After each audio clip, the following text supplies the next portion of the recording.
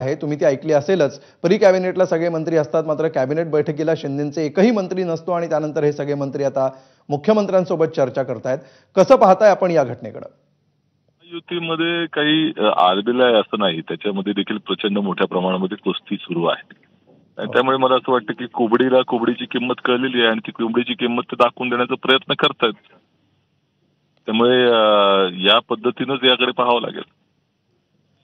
सचिनजी, ज्या प्रकारे सध्या पक्षप्रवेश होत आहेत आणि विशेषतः सध्या शिंदेंच्या शिवसेनेतून मोठ्या प्रमाणावर नेते मंडळी स्थानिक पातळीवरची भाजपमध्ये येताना दिसत आहेत आणि अनेक ठिकाणी ज्या निवडणुकांची जी काही युती आघाड्यांची समीकरणं आहेत तिथे सुद्धा मोठ्या प्रमाणावर बिघाडी दिसतीये.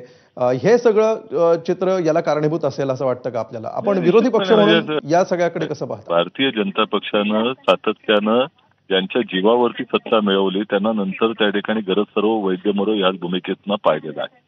ऑपरेशन कमळ सुरू आहे आणि ते त्यांच्याच मित्र पक्षांच्या विरोधामध्ये सुरू आहे.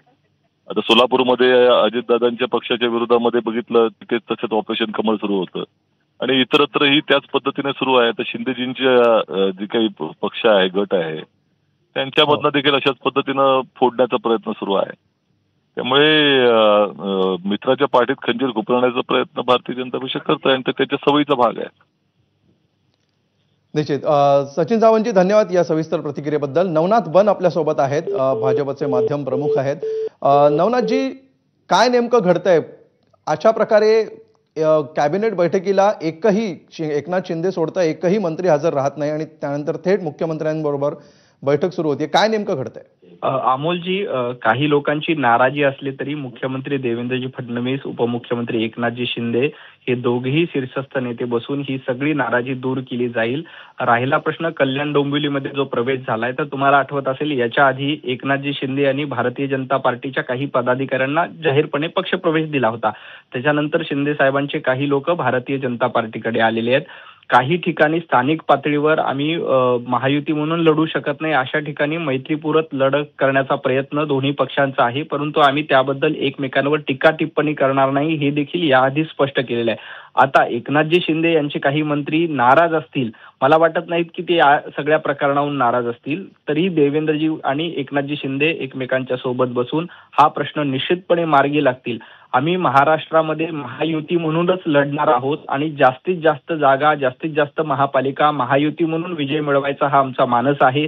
मुंबई महापालिकेत देखील महायुतीचा आम्हाला झेंडा फडकवायचा आहे, परंतु स्थानिक पातळीवर काही मतभेद असतील तर ते निश्चितपणे आम्ही दूर करू.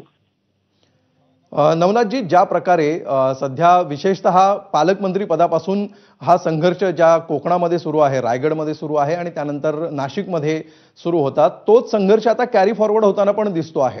म्हणजे ज्या प्रकारे जर कोकणात रायगडमध्ये जर आपण बघितलं तर 10 पैकी एखादा अपवाद सोडला तर सगळीकडे शिंदेंची शिवसेना वेगळी लढते आहे आणि भाजप आणि तटकरे किंवा राष्ट्रवादी एकत्र येताना दिसत आहेत. नाशिकमध्ये पण असंच चित्र दिसतंय. ह्याचा हा परिणाम असू शकतो? स्थानिक पातळीवर प्रत्येक कार्यकर्त्यांची इच्छा असते की ही निवडणूक लढायची. ही निवडणूक नेत्यांची नाही, ही कार्यकर्त्यांची निवडणूक आहे. प्रत्येक पक्षातल्या कार्यकर्त्याची इच्छा असते की वॉर्डमध्ये आपला प्रतिनिधी निवडून यावा, आपल्याला तिकिटाची संधी मिळावी. त्यामुळे कार्यकर्त्यांचा आग्रह असतो की जास्तीत जास्त जागा आपल्या पदरामध्ये पाडाव्या.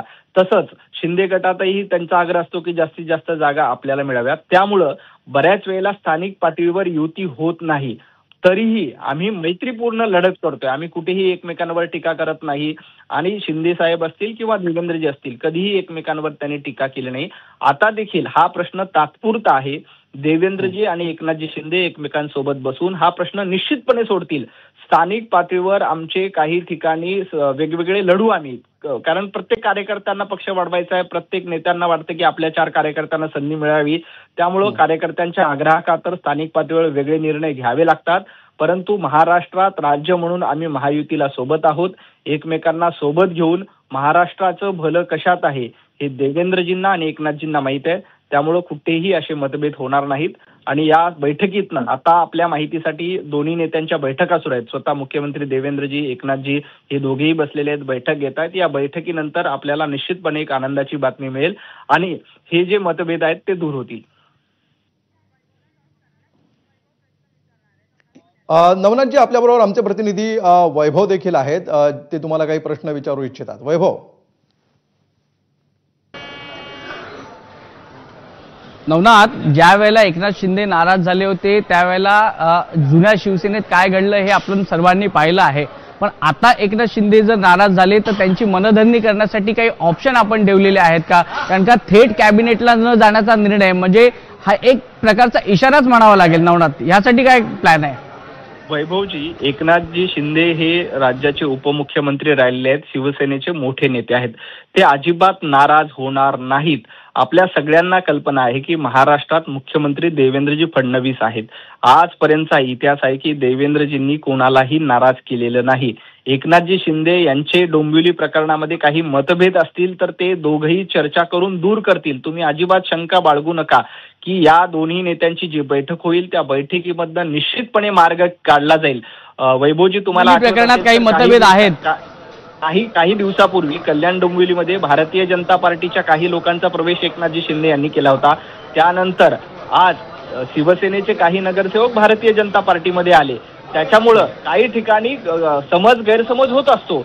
राजकारणामध्ये आपण दोन्ही पक्ष वेगवेगळे आहेत. भारतीय जनता पार्टी आपला पक्ष वाढवण्याचा म्हणजे जशाच तसं उत्तर दिलं जाणार आहे निश्चितपणे.